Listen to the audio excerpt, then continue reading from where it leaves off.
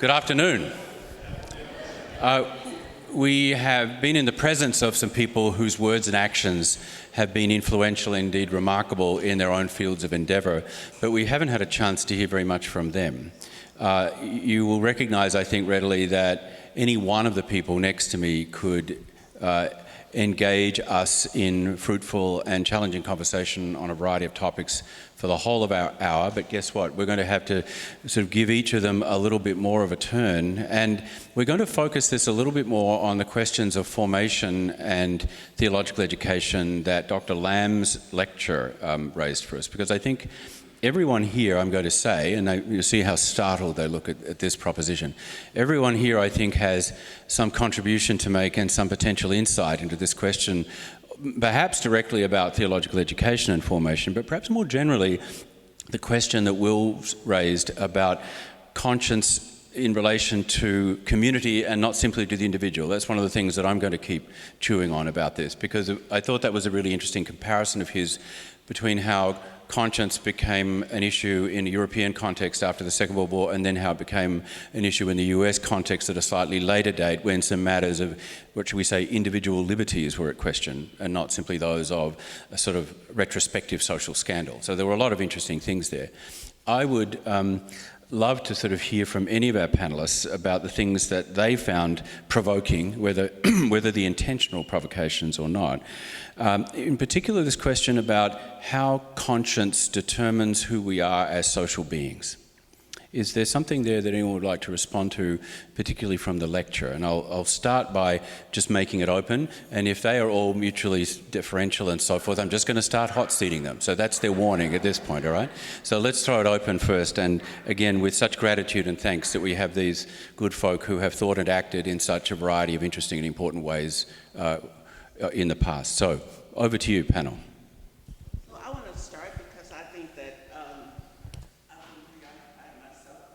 With this conversation a lot, and I think that unconsciousness in the country and in the world right now is killing us, and the lack of courage and the lack of willingness to be concerned about anybody except ourselves. And I don't know exactly what's going to happen, but as I was just saying to Becca a few minutes ago, I refuse to live in fear and I refuse to live without hope, but I think we are a bunch of people that better get it together if we want to keep on being on the planet. And I'm just concerned that we find it too difficult to tell the truth to ourselves. And I think that's one of the major failings of education in general and theological education in particular.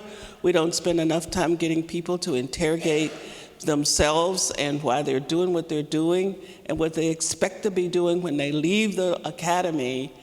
And that's a big failing. I'm a retired academic, so I can say this as a part of the institution, that we don't deal enough with the kinds of core internal reconstruction that needs to take place if you're going to be who you need to be when you get out in the world, as a theologian, as a teacher, as anybody.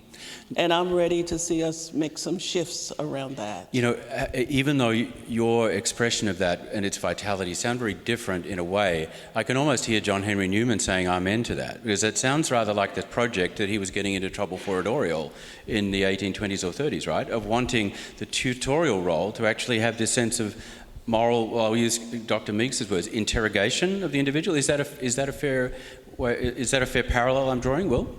No, I think it is, and of course it was an area of some controversy at the time, and the provost of Oriel was very kind of critical of the Tractarians who were adopting this kind of distinctive pedagogical approach, because you know, at the time I think it's fair to say that you know, a number of colleges in Oxford were in a pretty parlous state. And this discussion, and Oriel had the reputation of being one of the leading academic colleges within the university, although that does sound like an odd comment, but there were other colleges that probably had other things on their minds than the study of ancient books.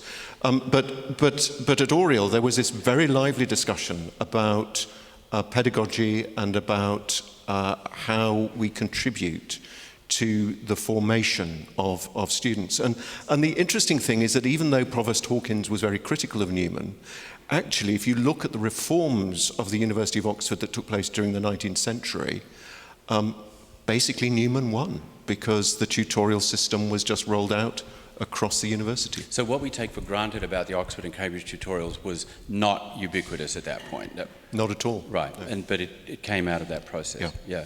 I want to ask Sam a question that relates to this. It's going to sound a little bit like a shift sideways, I suppose it is, but moral formation, the notion that we are formed as human beings through our relations and interactions, this does take me back to things like meals and tables and so forth, which is something that some of you know I'm interested in academically. I was going to say, there we go. Academically as well as personally. And, you've been involved not just in writing and sharing information about recipes, but in sitting with people, sharing meals, which sound to me, and I don't know whether you would say this yourself, sound like acts of moral formation in community settings. Is it for you that when you sit with a group of people at a meal and you share good food in good company, that has, simply it is what it is for its own sake and that's enough, which would be fine? Or do you think that it's actually an experience which shapes who people are as well? I think it absolutely shapes who people are. And that's a lesson that I learned in church. That's a lesson I learned cooking in parish halls and serving friends and strangers, fellow congregants, potential congregants, lots of children, and seeing what happened over the course of a meal, 2 meals, 6 months, a year, to the very people in that room, some of whom included my children, was both magical and deeply gratifying, because I think that concept of formation comes straight out of the sharing of meals. And yet it does involve a discipline, doesn't it? Just as Dr. Meeks suggested, it isn't simply a question of, happening to be in a place because a certain experience will do something to you. You actually had to be, and those who were participating with you, had to commit to those activities as things that would shape you because you allowed them to by committing yourselves to them, right? That's right. And so the joke that I would tell the kids is, listen, this isn't about spirituality, it's about religion. And so we would just do it, and repetition matters.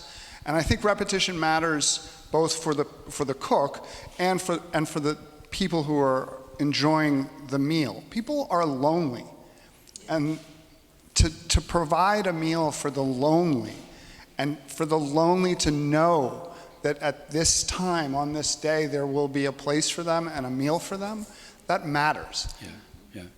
Becca Stevens, this acts of community as formative, a lot of what Thistle Farms has done began with bringing people into households and being communities. Were the tables particularly significant in that, or were they not? Or what is it right to call those experiences of formation in community as well?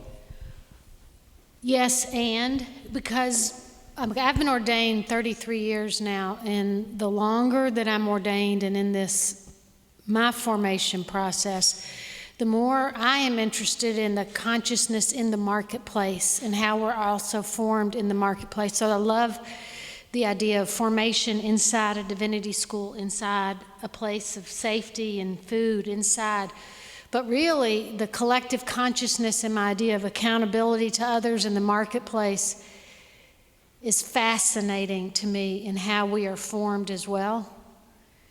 And really, now it's like I really want to talk about the formation of a love economy. That's where my heart is going and what I'm doing. And even in the global marketplace, in the 20 countries that Thistle Farms is in now, always in the marketplace, the least valued person is the producer. So the producer of the meal is the least valued. The producer of the formation becomes the least valued in that marketplace. So how do we bring our love and change that balance, either by decreasing the links and bringing that farm to table, or by saying maybe the margins need to be different, and there's this collective consciousness about a whole ecosystem of justice that includes the producers of that formation. So that's where my heart is, and that's where I think, as long as we stay insular, is there formation outside of who we are? Are we just talking to ourselves about formation? How do we get out there and say, what's the value of love in forming our communities and our accountability to each other? So that's where I've been headed. And so yes, in our sweet houses, or we have 72 communities of homes now, but really in the broader marketplace to say, we can do so much better being accountable to each other in the larger world. Robert Willis, you've done a lot and spoken a lot about hospitality as well. And I wonder if you have any observations for us about the morally formative nature of being a host or a guest. I think that in order to be honest, people need to feel they're in a safe space. And the host is the one, or several hosts sometimes, when you invite them into your house to stay, or with regard to the seminarians as they came each year to join in various occasions. Nowadays it's very difficult to get anyone in an established position to speak the honest truth and believe them, because they are terribly scared of what's being overheard and reported 2 seconds later in Tokyo. And whereas if you've got a safe space and you can make people feel that, then honesty begins to make itself felt. And the more people feel relaxed, the more they are themselves. The problem with not being yourself is that anyone with intuition recognizes that the archdeacon is not telling you the truth here. He or she is actually prevaricating, and then that's catching. So to learn to be honest as you work through your opinion on something as sensitive as what we've been talking about this afternoon, about how conscience actually makes itself felt, or the formation of conscience. To get to that position, there's quite a lot of work to do first, listening to opinions maybe that you're not agreeing with at all, but you can just steer it gently, so long as people feel they're in a safe and hospitable space. It's even more difficult if you're doing this online. That's why I always hate chairing Zoom meetings, because you can't read the people. But if you are together, then that's the really good occasion for doing that. And I think you could take that into the formation of clergy as well, not just in the college, but later on when they have communities of ministry. You also, though, had 15,000 people a day watching you online. Yeah, more than that, as you said morning prayer and the cat leapt into your tea tray after your cassock. Was that a safe space somehow in a different way? It didn't feel at all a safe space to me when we started it. Yeah. And that's fair enough. I think of Becca sitting here, and he was on the other end of the camera. Yeah. And so you found yourself being what he would say churchy, and we were in an informal space in the garden with all kinds of things which made it informal, because a cat would jump on your lap or something of that, and you just went on talking. But your big advice to me was, for heaven's sake, be yourself, because people know if you're not. And that's how it came about. Yeah.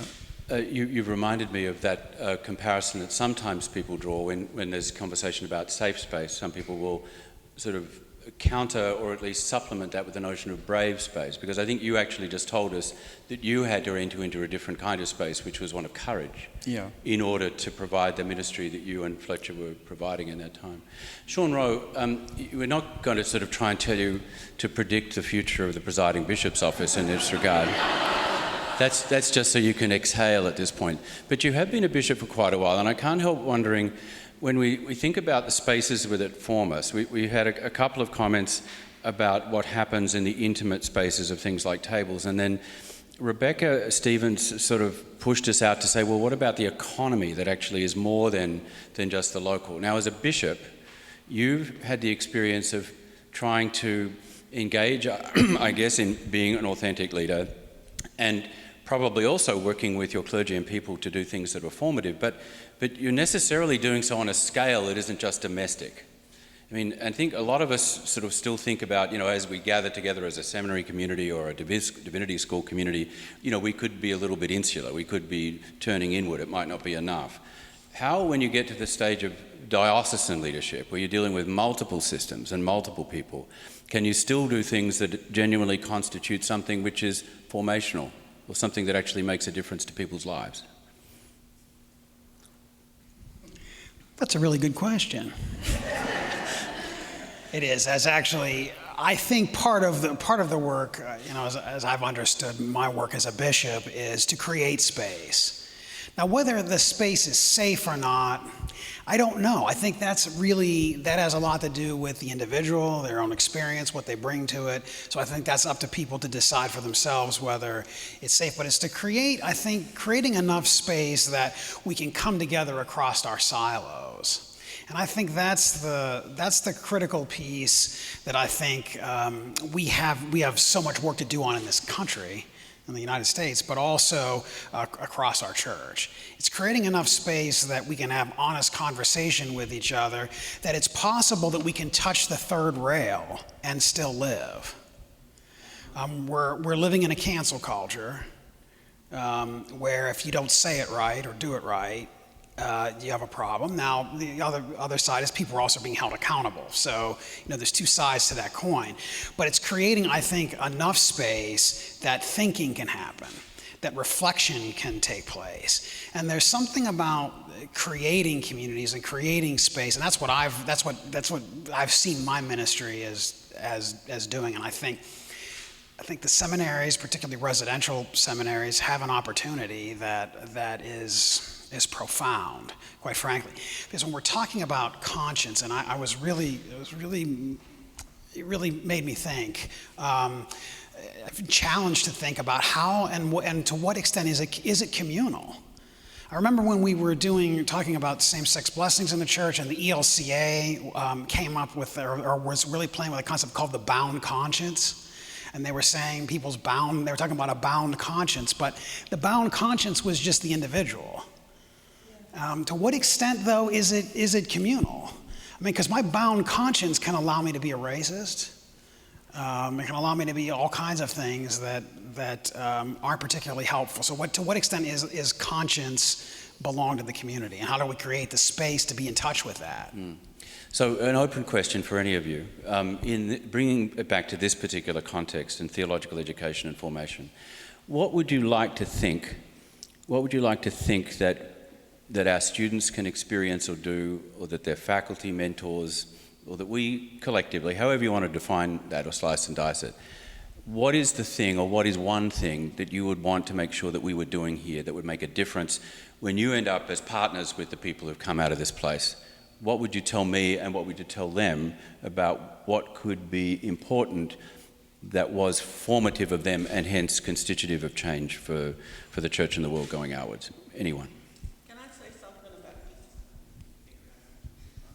say something about the space question? Because I think that when it comes to truth telling, until you discover inside yourself what you are committed to and the courage to stay with that, it doesn't matter what space you're in, you're going to be a coward.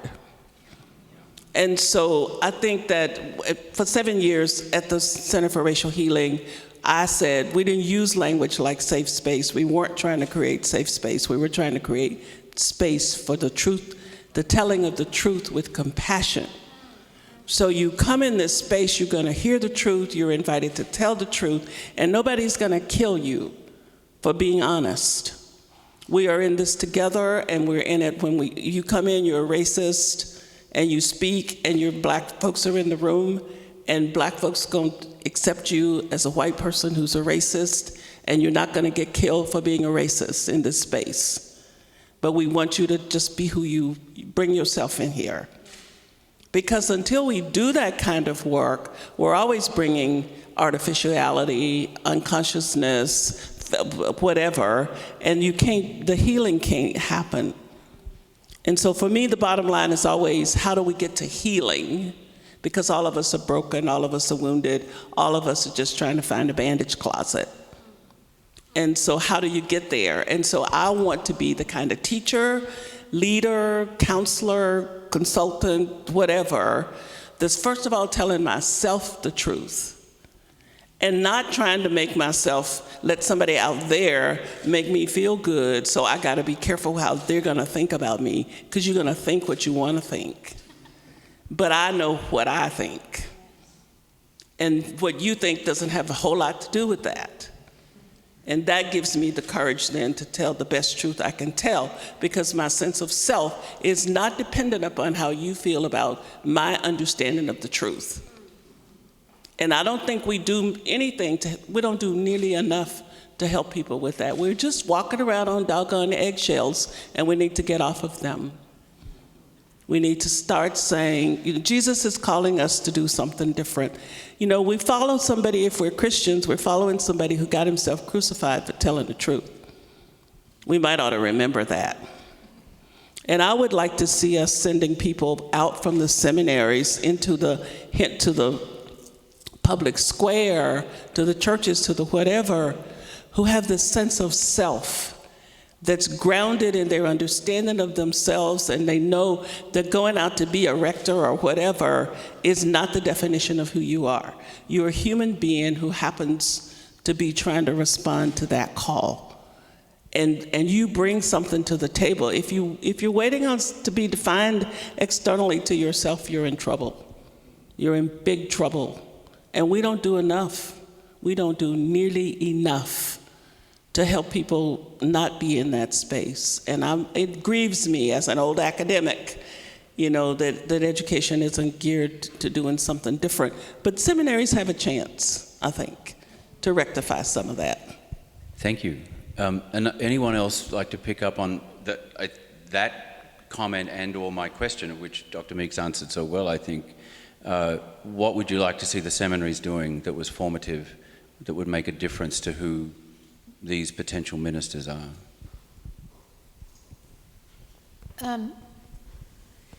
Just kind of wrapping up that last part of the last conversation, and then I'll say that, but I love the idea of formation and being a host and liking it to a table. I love that image. And what I believe is that the world doesn't need any more heroes with people trying to be heroes. The world does need good hosts. And it's really humble to say, I'm forming myself to be a host, not be this hero of this community or the hero of this world. What I'm learning in all the communities that I go in is, and I say women just because I don't know any men anymore. But, except my husband and 3 sons. And I don't really, that's kind of a distance thing. But women want to be the hero of their own story. The women that come through the journey of Thistle Farms, they want you to be a good host, to set a table, to provide that space of honesty, to provide resources. Again, it is about money. And if we are afraid to talk about money, along with all the other topics, it becomes kind of hollow. If I love you, then I am concerned about your economic well-being. So to provide the resources to people to be able to find that freedom and be the hero of their own story. So it kind of frees us up. If if the formation is to be a host, that's not that glamorous or hard, but it is what you're saying, it's kind of lonely sometimes. And I love that Dorothy Day, who was one of the people that formed me when I was going through the journey, started a whole community, the whole Catholic worker movement. And she titled her autobiography, The Long Loneliness. And she was an amazing host that allowed people to be heroes. Certainly, I think it has to happen physically. It's something that online ministry just can't reproduce. You can do wonderful things with online ministry, but the weeks that we spent with, let's stay with the seminarians from here for the moment, you had to have a sequence, really, and then at the end of the day, if they came into your house for supper, you would spend time walking about and getting the feel of things over drinks and whatever was being produced. And then after that, you get the sit down thing where everyone was having private conversations with one another around the tables. And then after that, we'd go into the cathedral for time there, very often with a candlelit pilgrimage. Those kind of things open up a conversation where then someone would come the next day and say, could we talk about this or that? It's actually getting the sequence right, and not pushing it too hard and letting people say what they want in that way. Will? I think I find myself reflecting on the fact that I was in Pittsburgh for a couple of days over the weekend, and so I missed an event that took place on Sunday morning at St. Mary's, and that is that John Record, one of our retired priests, celebrated 50 years of priestly ministry. And that was an important celebration, and there was a singing of the Te Deum at the end of the Eucharist. And I'm coming up to kind of 30 years of ministry. And I find myself reflecting on what are the things that have kind of made ministry sustainable kind of through those years. And it seems to me that, certainly as I look back at my sort of time at Westcott, there were people who left Westcott, and after a few years they sort of crashed and burned, and things kind of went wrong. I mean, that's always a kind of sobering sort of recollection, and one hopes that, in God's mercy, they may find their way back into ministry at some point in the course of their lives. So the question that I find myself thinking about is what helps you to develop a sustainable ministry? And I think there are a couple of things. One is recognizing that you don't have to do it all at once, that you're in this kind of for the long game. And the way in which you kind of sustain that is through a pattern of prayer, and reading scripture and attending the Eucharist. And those things are important. And I'm very clear with the team at St. Mary's that they're expected to attend the daily office, and they do. I'm even a bit kind of strict and rigid for that, and for that reason, I'm sort of known in the diocese as a liberal. But nevertheless, these are kind of important things that help kind of sustain a fruitful ministry, because ultimately they speak of the presence of God, and unless one doesn't have that kind of single-minded devotion to God at the heart of one's ministry, and takes time to go on retreat each year, and to kind of nurture and kind of nourish that kind of relationship with God, then that's the point at which things come unstuck. So it's not a terribly clear answer, but what I hope I'm kind of suggesting is that the kind of spiritual formation that lies alongside the kind of academic program that one might do in seminary is really important. I heard a resonance when you, early on in that reflection, you said something about not trying to do it all at once. I heard a resonance there with Becca's point about not being a hero, that it sounded like, say the office, go through the pattern, submit to the discipline. You don't have to sort of do the flashy thing or whatever. Is there a resonance between those two notions? Does either of you recognise that? Yes, I think so, because there's that prayer that is often kind of attributed to Oscar Romero, but isn't Oscar Romero, which says we're ministers and not messiahs, and I think that that's an insight that I find myself reflecting on quite often. Sean Rowe, when you heard Will's little prescription, say the office, read the Bible, take a retreat, so on. Does that resonate for you, or do you have any other comment on what's enabled you to be resilient, what enabled sustainability of your ministry? I think that's critical, and Dean Willis and I were just talking about a mutual friend of ours, Roger Simon, who was a canon at the Cathedral at Canterbury for a number of years and was in residence when I was in seminary. And I was saying to him one day, I was, trudging the morning prayer, because it was yet another day of morning prayer. Well, early in the morning when you're singing that interminable song, it was always 119. Went on for It was actually true this morning from memory, right? Yes. It was 119. No, it is. It's Wednesday morning. I was like, oh. And he said, well, sometimes, young man, it's very daily. Prayer is very daily. I've hung on to that. But yes, I think what the seminary can do that it's a residential program can do that many other places cannot in quite the same way. I mean, there are other ways to do it, but in quite the same way is develop a deep spirituality that brings out authenticity. And it takes a lifetime to develop. I wouldn't have given you a nickel for Thomas Merton when I was 22. I just couldn't see it. I thought, who has time for this? I mean, we got stuff to do in the world. I don't have time to, what do you mean everybody's light? And come on.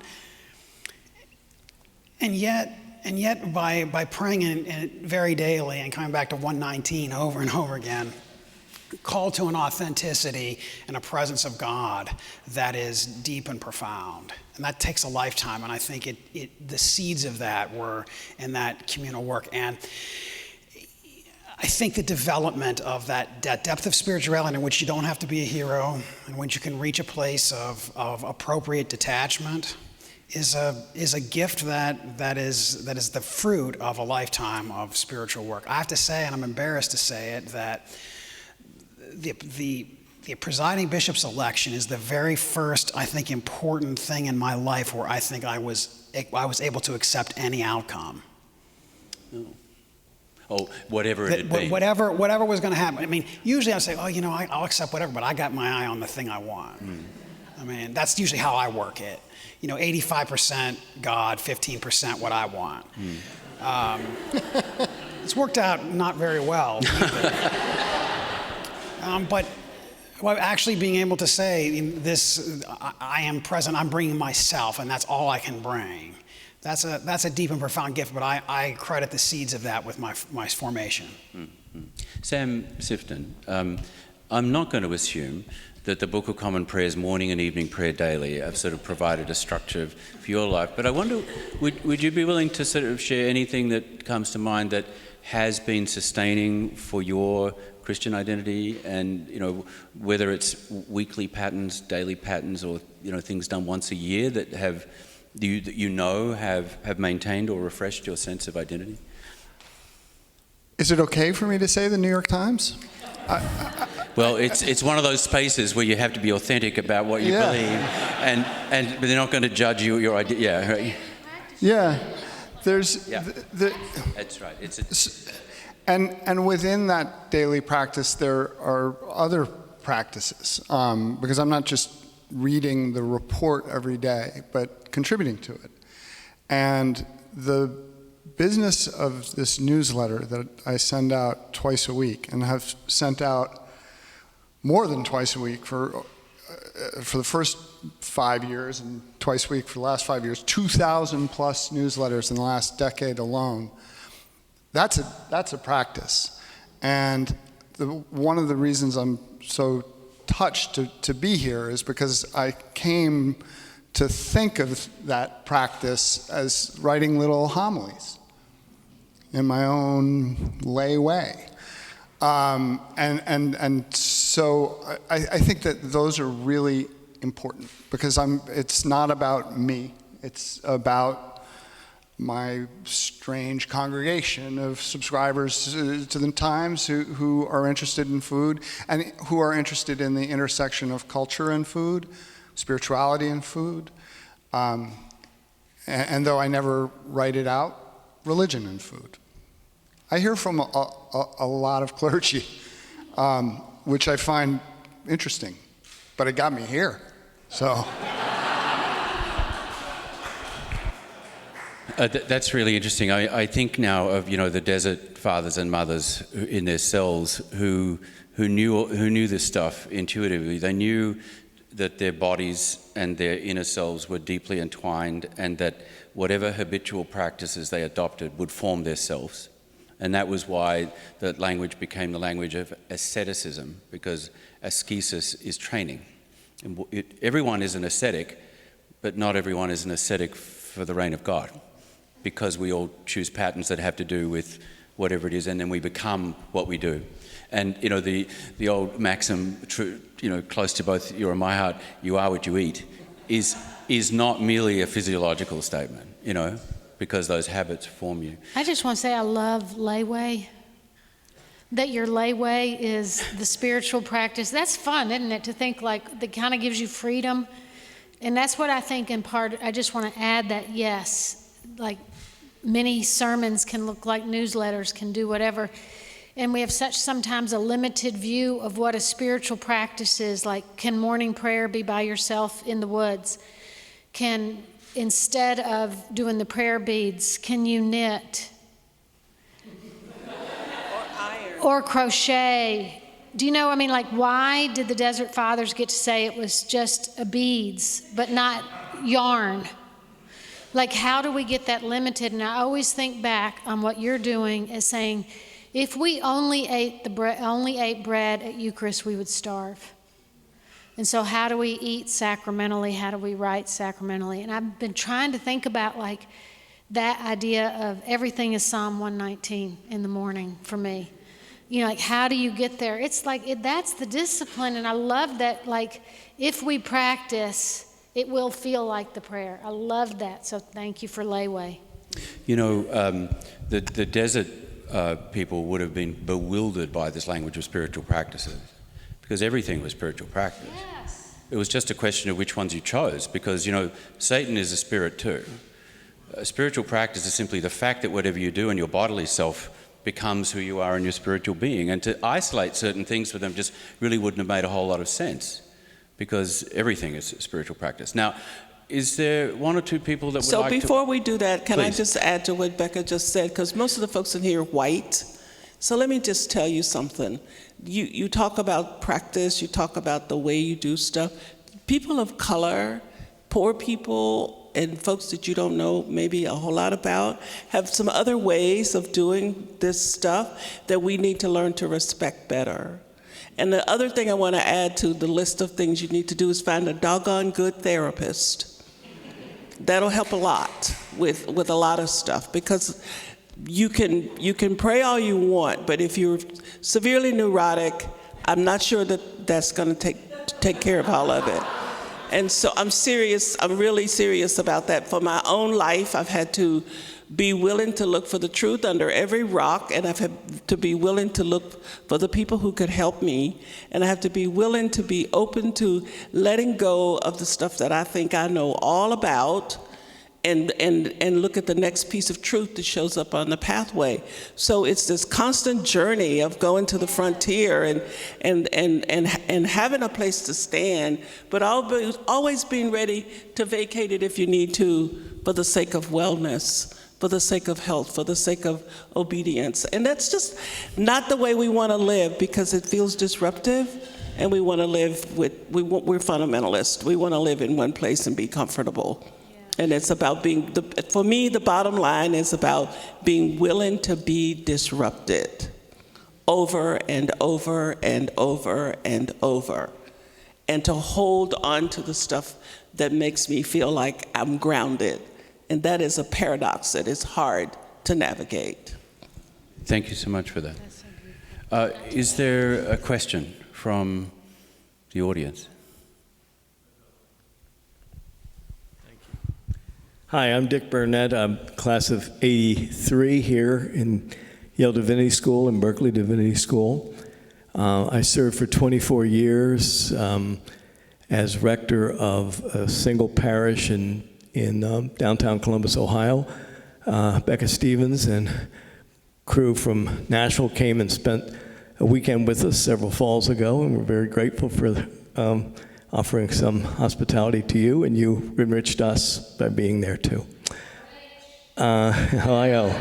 So, and Trinity Church is an old parish on Capitol Square, and right across the street from the state capitol. And we've been about public ministry for a long time, but we certainly were while I was there. They have carved over the lintel of the west door the quote from Isaiah. We all believe it, but a lot of churches claim it for themselves. They say at Trinity, and the house of prayer for all people, which is kind of ironic, using a rather antiquated derivation of that. But nevertheless, that was the thing. But I'm back to Sister Catherine's, Dr. Meeks's eggshells. Because public ministry is not easy to swallow. And if it is easy to swallow, it's probably not very public. And it may not, in fact, be ministry. But nevertheless, we believed in that house of prayer for all people. And we certainly loved the house. We spent a lot of time thinking about that building. And we did take seriously the prayer. Classic broad church, Episcopal church parish. But we certainly cared about that. But it was the all people part that got to be eggshells. Because we are deeply, and I say this not just for Trinity, but we here are deeply utilitarian in the Episcopal Church. We want it to work, we want it to work fast, and we want it to work in a kind of replicable manner. And if you take the time to care about people that don't have much return as far as the social setting is concerned, the economic setting is concerned, well, it's disruptive. And I'm with you going to being in a place of disruption. But the question is, for me, the utilitarianism. Is that perhaps a beginning point of challenging why it is that we stay on the surface and stay on those eggshells in the most careful way so that all people can experience this in a way that is not transformative, but rather is paralyzing. A bad choice of a bad verb, but I think you take my point up kind of.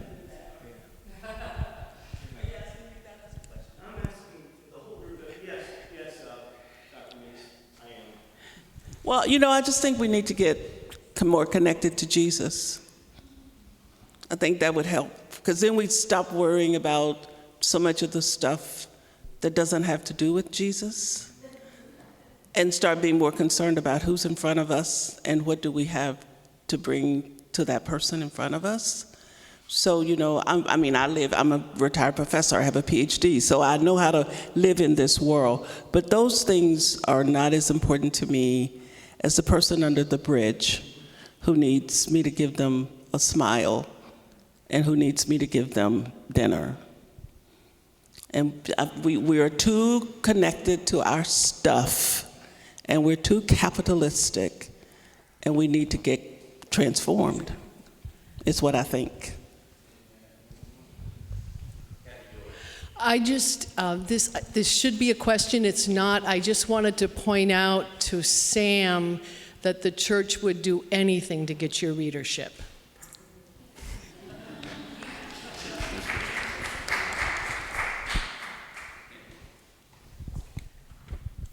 Thanks for this really incredible conversation. I'm thinking about bringing it back to conscience and kind of social conscience. Andrew Ogletree, class of 21.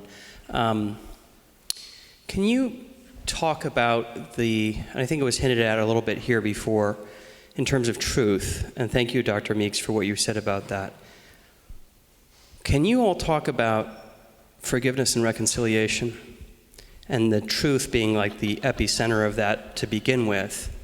But I think where we are talking about the eggshells, talking about the performativity of a divinity school, especially at a place like Yale, where we have to look and do a certain way in every single thing, and we inevitably end up hurting one another. Why? Because we're humans. And I think when I look back at my time here, in many hard ways as growing up as a human being, as to what does it actually mean for Christian forgiveness? What does that take?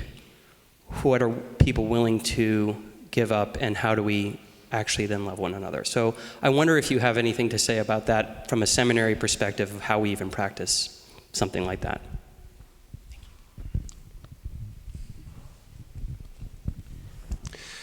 That's a really good question, and it makes me sort of reflect on some of the things that Bishop Rowe was saying earlier on about a bound conscience as well, because I think the two issues are sort of related, and I think it's partly to do with the way in which we construe and think about conscience. So one of the things that I was trying to get at in the lecture was to sort of argue that we tend to think about conscience in introspective and autonomous terms.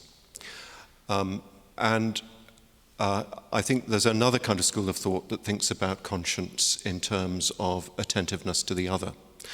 And the reason that is so important actually connects with the question about forgiveness and reconciliation. Because if you are kind of caught in an argument, or you have two diametrically opposed positions, and people are kind of appealing to conscience and saying, well, my conscience tells me that the right thing to do is this. And another person says, well, my conscience says it's this. That kind of autonomy is a way of actually kind of appealing to conscience in order to ensure that the conversation breaks down. Because you find you're in a kind of place where the conversation can no longer really kind of continue, because you've got two diametrically opposed positions. Whereas if you're thinking in terms of conscience, in terms of attention to the other and attentiveness to the other, then you're kind of affirming that conscience is fundamentally relational. And there's something about the kind of the character of your relationship with others which is important. And the moment that you've recognized that is the moment that forgiveness and reconciliation become possible. I think that's the way I would put it. That's definitely what I meant to say.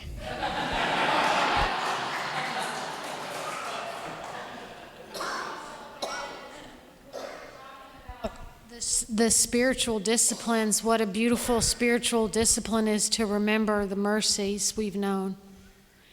And when we started the community at Thistle Farms, for me, I had to remember all the mercies that I had known in my life. It's easy for me to go back to the events that are around forgiveness, but when I begin in a community grounded in remembering mercy, then this discipline that is not an event, but this lifelong journey into forgiveness for the things, we've done, and the things we've left undone, and the things done to us, and the things left undone to us.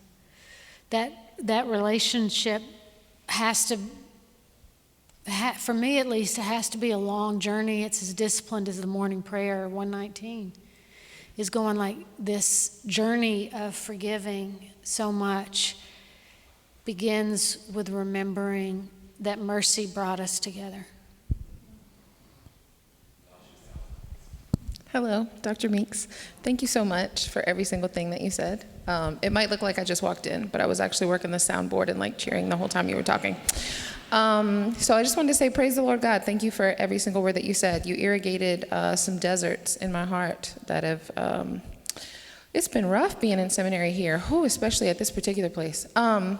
So my question is, as a person that is a second-year seminarian and does not yet have all the accolades, keyword yet, what were some defining parts of your spiritual formation process that kept you afloat and kept you hopeful?